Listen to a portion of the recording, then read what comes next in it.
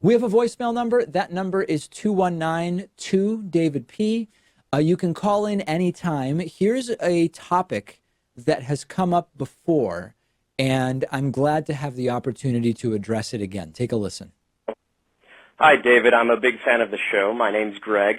I was wondering what you were thinking about a topic involving restricting votes based on civic knowledge and the requirement to pass the citizenship test to vote. And I was thinking that could go in coordination with something like voting holiday, so everyone would have time to do this every year, and you could take it any number of times and pass, but you cannot vote unless you pass it with flying colors. Give me your thoughts. Thanks.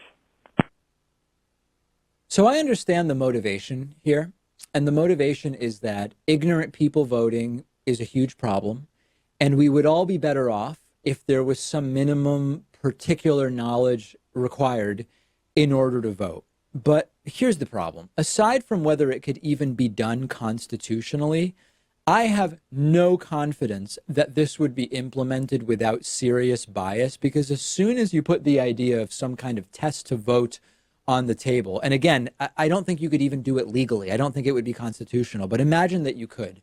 The lobbying groups would immediately start to use their influence to push the test to favor their side. And it would inevitably end up disproportionately disenfranchising poor people and minority voters. And what should happen is, let's just educate people and get more people to vote. The solution is not to end up with better elected officials by blocking huge portions of the population from voting because they don't have the right knowledge or can't pass a test.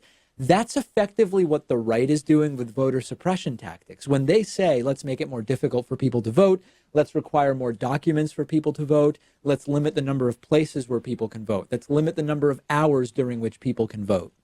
What you're doing is you are trying to win by having a smaller number of people participate in the democratic process. I'm not for that, okay? So on the left, I get the instinct of saying, if smarter people voted, we would do way better and the country would be way better off.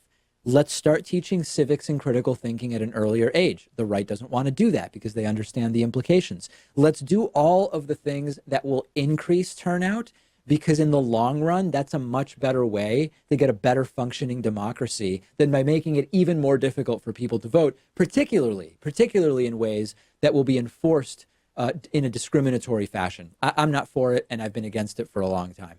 We've got a great bonus show for you today. Become a member, become a patron. I look forward to speaking to you then. We've got some great stories to discuss and a lot more coming up.